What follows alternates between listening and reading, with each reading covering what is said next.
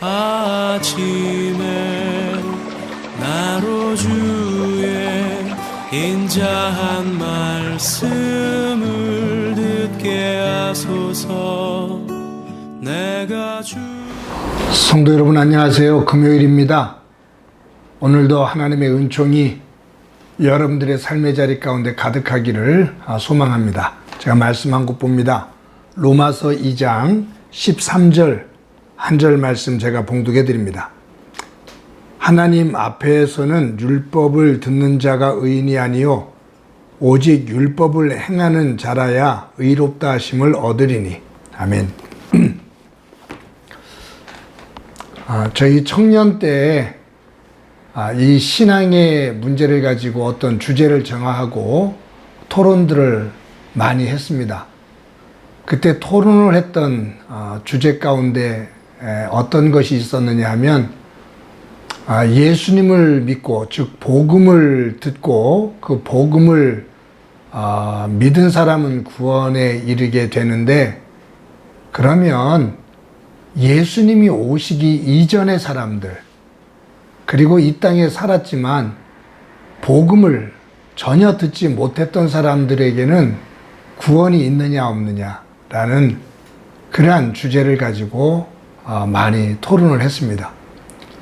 같은 류의 토론이 어떤 것이 있었냐면 율법과 복음의 문제를 가지고도 토론을 했지만, 유대인들이 율법을 받고 율법을 행함으로 말미암아 율법으로 인해 구원을 받는다면 그 율법은 모세가 시내 산에 올라가서 하나님으로부터 받게 된 건데, 그럼 모세가 율법을 받기 이전에 사람들은 구원을 받았느냐 못 받았느냐 동일한 문제예요. 복음을 듣기 이전의 사람, 율법을 받기 이전의 사람, 그럼 율법을 모세가 받았다면, 그것이 기준이라면 그 전에 살았던 아브라함, 이삭, 야곱, 요셉, 그런 많은 그 이전의 사람들에게 구원이 있었느냐 없었느냐라는 그런 토론들이었어요. 또 그것이 관심사 가운데 하나였고요. 그런데 오늘 본문에서 바울은 우리에게 새로운 길을 하나 제시합니다. 그것을 풀 수 있는 새로운 길을 하나 제시를 해요. 그것이 뭐냐면 양심의 법이라는 겁니다. 로마서 1장 그 19절 20절에 보면 이런 말씀이 나오죠. 하나님께서 천지를 창조하셨는데 그 천지를 창조하신 모든 만물 안에는 하나님에 대한 계시가 들어있다 그 말이에요. 자연을 보면, 하나님의 창조 질서를 보면 그 생명들 속에서 하나님을 느낄 수가 있고 알 수가 있다.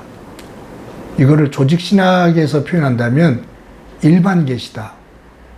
그냥 자연, 하나님께서 지신 온 우주 만물의 그 질서 속에서 하나님이 당신을 보여주셨다. 이것이 일반 계시고, 특별 계시는 예수 그리스도를 통해서 우리에게 하나님의 세계를 보여주신 거거든요.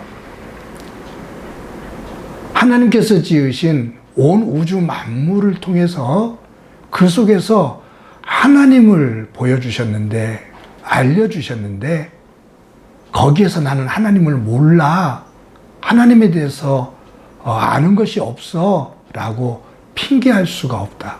핑계를 댈 수가 없다. 그만큼 분명하게 자연을 통해서도 하나님 계심을 알 수가 있다 그 말이에요. 그것을 바울은 양심의 법이라는 표현을 합니다. 이런 거예요. 적절한 비유가 될지는 모르겠습니다만, 한 아이가 해변가에서 놉니다. 모래사장에서 노는데 거기에 새끼 거북이가 한 마리가 기어다니는 거예요. 그래서 아이가 돌을 들어서 그 새끼 거북이를 내려치려고 해요. 죽이려고 해요. 그래서 돌을 들어서 새끼 거북이를 향해서 내려치려는 순간 어디선가 그러면 안 돼 라는 큰 소리가 들리는 것 같아요. 그래서 아이가 깜짝 놀라서 돌을 그 모래사장에다가 버려두고서는 놀라서 막 뛰어가서 엄마 품에 안겨서 엉엉 웁니다. 그만큼 무서웠던 거예요, 그 소리가. 그래서 왜 그러니? 그랬더니 자초지종 이야기하면서 돌을 들어서 새끼 거북이를 쳐서 죽이려고 하는데 어디선가 그러면 안 돼! 라는 소리가 들렸다고. 그러면서 아이가 물어요. 엄마, 그 소리는 누가 한 거야? 라고 물어요. 그때 그 엄마가 가만히 생각하다가 이렇게 대답을 했어요. 네 안에는 착한 마음이 있는데 그 착한 마음이 너한테 그러면 안 돼 라고 말한 거야. 그것을 사람들은 양심이라고 말을 해. 그런데 하나님을 믿는 사람들은 하나님께서 내 양심을 통해서 그러면 안 돼 라고 말씀해 주시는데 나는 네가 돌을 들어서 새끼 거북이를 쳐서 죽이려고 했을 때 그러면 안 돼 라고 너에게 말씀하신 분이 네가 믿는 하나님이라고 나는 생각을 해 라고 말해줬어요. 제가 볼 때는 참 지혜로운 엄마라는 생각이 들어요. 여러분, 우리가 예수를 믿어도 구원을 받았는지 안 받았는지를 증명할 수 있는 길은 하나도 없어요. 굉장히 주관적인 것이 될 수 있어요. 내가 구원을 받았다. 저 사람이 어떻게 구원을 받아? 그래도 그 사람이 구원을 받았다. 우리 밀양 영화에서 보는 거잖아요. 네가 나를 용서하지 않아도 하나님이 이미 나를 용서하셨어. 굉장히 주관적인 거거든요. 그래서 그런 갈등이 나오기도 하고요. 그런데 내가 구원을 받았는지 구원을 받지 못했는지, 저 사람이 구원을 받았는지 구원을 받지 못했는지 증명할 수 있는 것은 하나도 없어요. 그런데 한 가지를 보면 구원을 받은 것 같다. 한 가지 확인할 수 있는 것이 있는데 그것은 뭐냐면 예수님을 믿고 내가 그 예수님의 말씀에 따라 내가 변했는가 변하지 않았는가라는 거예요. 내가 예수님을 하나님의 아들로 믿고 그 말씀에 따라 내 삶에 변화가 있다면, 그 말씀을 따라 살면서 내 안에 변화가 있고 그것으로 인해서 내 삶의 자리에 변화가 있고 관계 변화가 있고 내 가정의 변화가 있고 직장의 변화가 있고 내 가치관의 변화가 있다면, 그래서 그곳에서 기쁨이 있다면 그것은 구원받은 사람이 하나의 증표다라고 말할 수 있을 겁니다. 오늘 제가 본문 가운데 한 절 13절을 읽어드렸잖아요. 하나님 앞에서는 율법을 듣는 자가 의인이 아니오 오직 율법을 행하는 자라야 의롭다 하심을 얻으리니. 여러분, 로마서하고 야고보서가 정반대의 주장을 하는 것 같은데 이 본문을 보면 바울하고 야고보하고 다를 바가 없어요. 율법을 듣는 자가 의인이 아니고 그 들은 말씀을 행하는 자가 의인이다.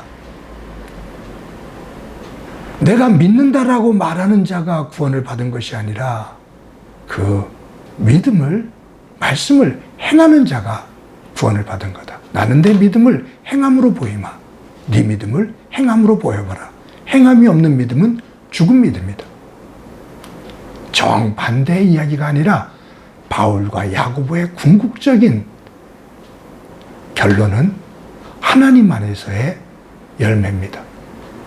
사랑하는 성도 여러분, 오늘도 하나님께서 우리의 양심 속에 또 내 삶의 자리 속에 순간순간 세미한 음성을 들려주실 때 그 말씀을 귀담아 듣고, 무엇보다도 우리에게 66권의 하나님의 말씀을 직접 우리에게 주신 이 말씀이 있는데 이 말씀이 하나님의 말씀이 되어 내 삶을 변화시켜 구원받은 자의 기쁨으로 그 선한 영향력을 가지고 살아가는 소중한 한 날이 되어지기를 주님의 이름으로 간절히 축원합니다.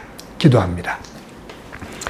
하나님, 오늘도 하나님의 말씀을 따라 삶의 자리에 성령의 9가지의 열매를 맺으며 살아가는 소중한 날이 되도록 은총 베풀어 주옵소서.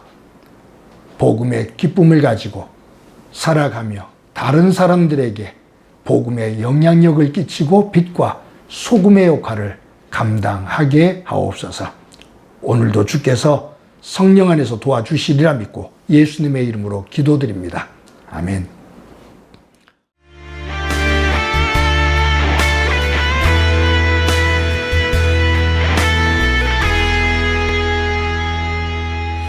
내게 허락하신 시련을 통해 나의 믿음 더욱 강하게 자라나고 험한 산과 골짜기 지나는 동안 주께 더 가까이 나를 이끄시네. 내가 겪는 시험이 어렵고 힘겨워도 내 주님보다 크지 않네. 내 앞에 바다가 갈라지지 않으면 주가 나로